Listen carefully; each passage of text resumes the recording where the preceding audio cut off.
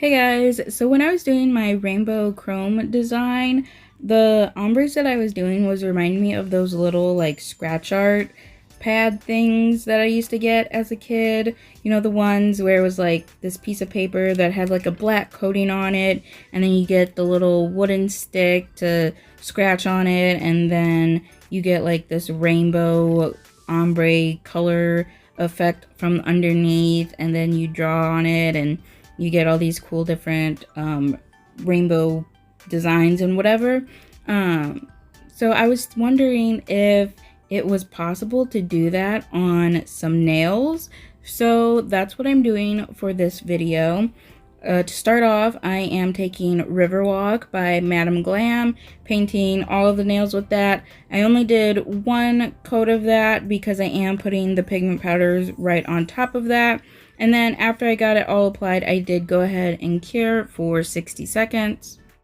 And again, as mentioned in my past couple videos, my nails are stained from my hair. I can't get it off. It won't come off. I have to file it off or buff it off.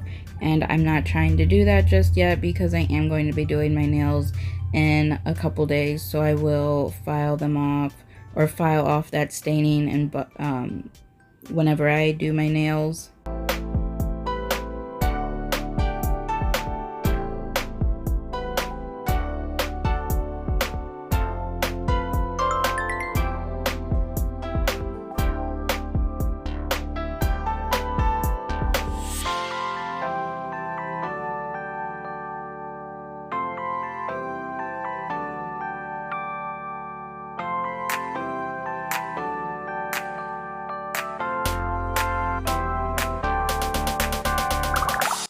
Now I'm going to take these pigment powders and this little brush that I got from Target one time, and I'm going to use these to do my ombres. So to apply the pigment powders, I'm just going to dip the brush into the color that I want and then tap it into the sticky layer of the nails. I just put the pigment powders right onto the sticky layer. Whenever I use pigment powders, I know a lot of people will put a matte top coat down and then put the pigment powders on that matte top coat. I, however, don't do that because I have never had success with doing that. But also the matte top coats that I have previously had haven't been that great. I haven't tried it with any of the new matte top coats that I've recently gotten to test to see if they work with that, but I just stick with my tried and true method of just putting the pigment powders right onto that sticky layer, and it works just fine for me. Obviously overlapping the colors a little bit to create a blend between the two colors. And I am just using the same brush for all the colors. I just swirl it around on the paper towel a little bit to remove some of the previous color off of it before dipping it into the next color. And when doing this, you can do your gradients however you want to do them. Here I'm doing like a horizontal one. On another nail, I think I did a vertical one. I think I did kind of like a diagonally one on this one actually. And then on one of them, I know I did like a circle one. So honestly, when you're doing this, you can do it however you want.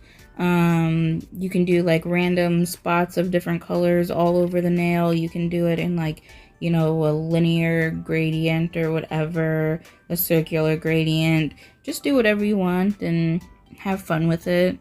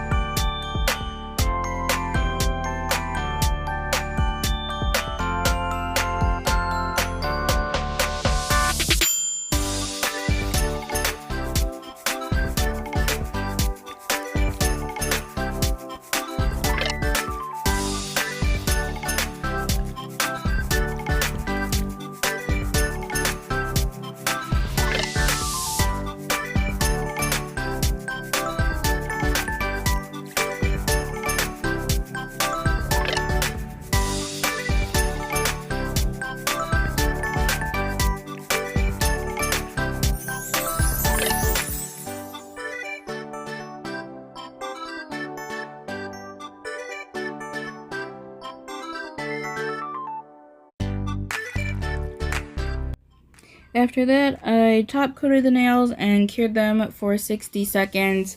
And right here, I am top coating with my shiny top coat, which I wasn't thinking about when I did this. I should have matte top coated the nails, because when I went to do, or I put the black gel polish on top and then went to do like the scratch art designs, the black just kept like smoothing over the shiny, and it wasn't really coming off or staying like scratched off. So this definitely works better with the pigment powders being top coated with a matte top coat. So if you do this, just make sure you matte top coat them and not shiny top coat them.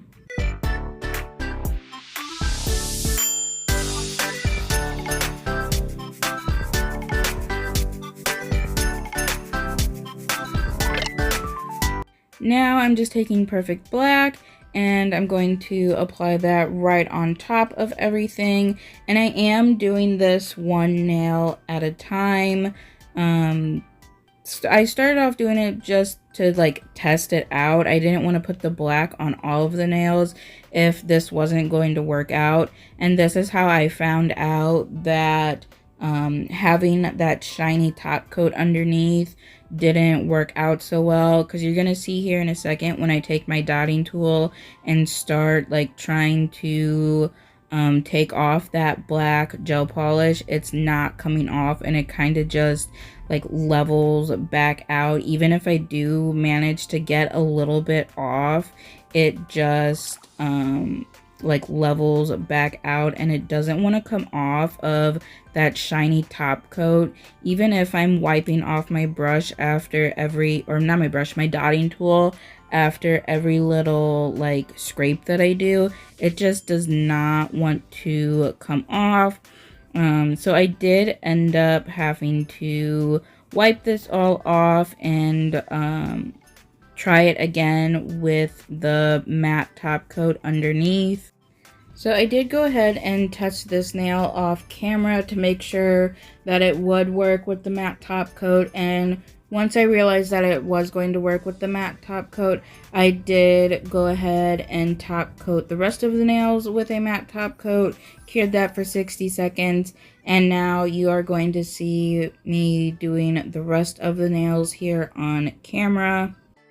So like I said previously, I'm applying the black gel polish, and you do want to make sure that the black gel polish you're using is a like one coat coverage type of gel polish, because you're not really going to be able to go over that a second time after you do all the scratches. And obviously you can't cure the first layer without the scratches, because then you won't get the effect that we're trying to do here.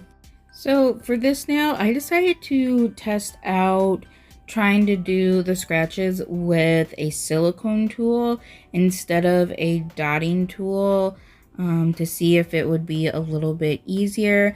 And I will say it did take off the gel polish a lot better than with the dotting tool, but the silicone tool, the lines were a lot thicker, and I didn't really like that.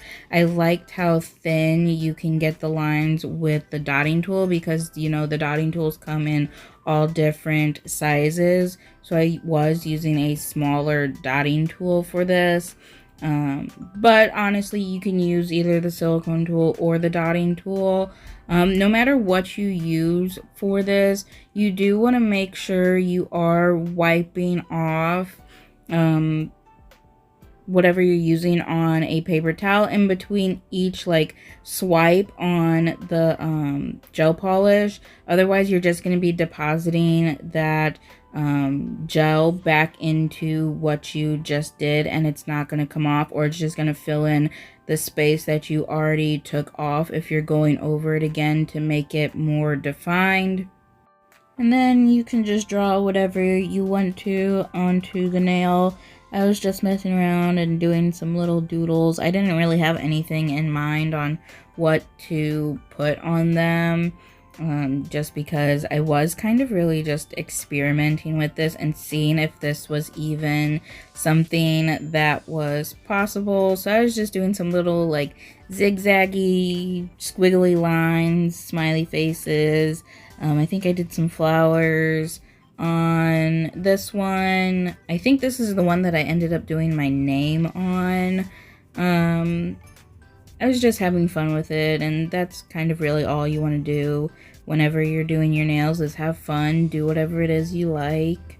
Also, I kind of feel like me just doing whatever popped into my head at the moment kind of made this a little more realistic on being one of those little scratch art pads, because whenever I had them, I would just do random stuff on them and do random doodles and stuff. I wasn't like one of those people that did those intricate, like extremely detailed type of things. I was just, drawing like butterflies and like doing my name and whatever.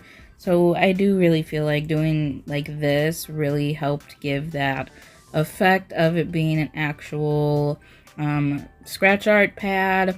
As you can see here, I did go back to using the dotting tool. Like I said, I like how I can get the lines thinner with it versus with the silicone tool. But if you do this and you decide you prefer how it looks with the silicone tool, or the silicone tool works better for you, then by all means use the silicone tool. And then once I got done doing the designs on the nail, I would flash cure it real quick and then move on to the next nail. And then once I got all of the nails done, I did go ahead and cure them all for a full 60 seconds.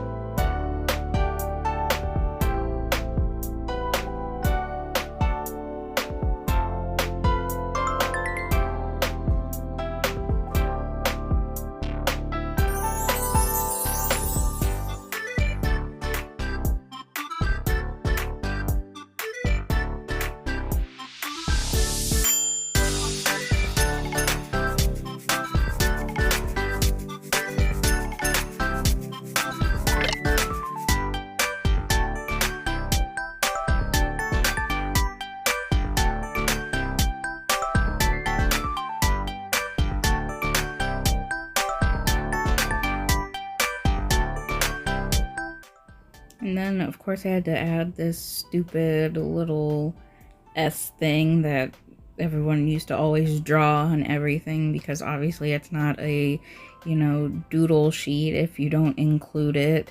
And I don't even know, like, what was the purpose of this or why everyone did this. And, like, why it was the S that we did it on, why there was no other letters that anybody did this for. Like, I don't know, but I just know everyone was doing it, myself included, and I just had to include it on this because it just made sense.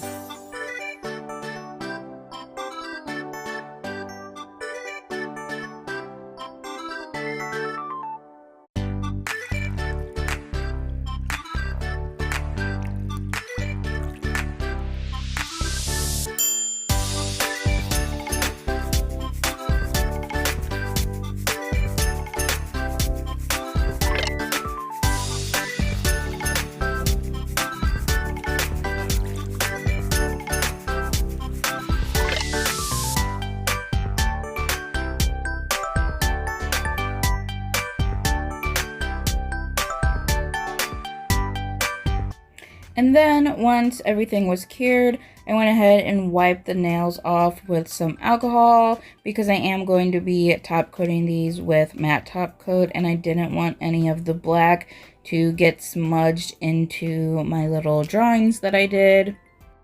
And then after I got them all top coated, I did go ahead and cure them for 60 seconds.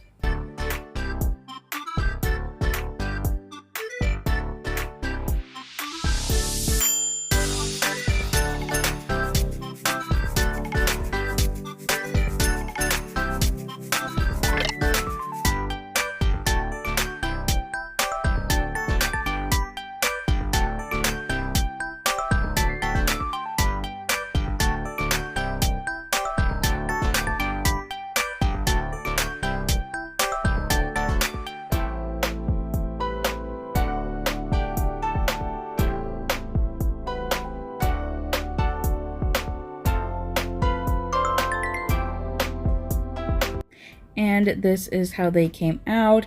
I think these are super cute, and even though some of the drawings are a little wonky and they're not the best, I feel like that is perfect for this design, just because whenever I would do those little scratch art things, they would come out kind of wonky, and like I was just doing random stuff on them. Half the time I would just scratch off the entire thing just so I could have a sheet of the rainbow, but on whenever I would just do random little drawings on them, it was like random little stuff covering the entire page, and just like how these nails are random little drawings covering the entire nail. So I do really think that this embodies the whole scratch art things that I used to do. And I feel like this is a good design for beginners or anyone who's not very good with nail art, because you're just doing some little doodles and it doesn't really matter if they're perfect or not, because you know, when you doodle on these little scratch pads, they're usually not perfect because you're just kind of messing around and having fun. But overall, I do love these nails, and I just think they're really cute and fun. And that is it for this video. Thank you so much for watching, and I hope you enjoyed it.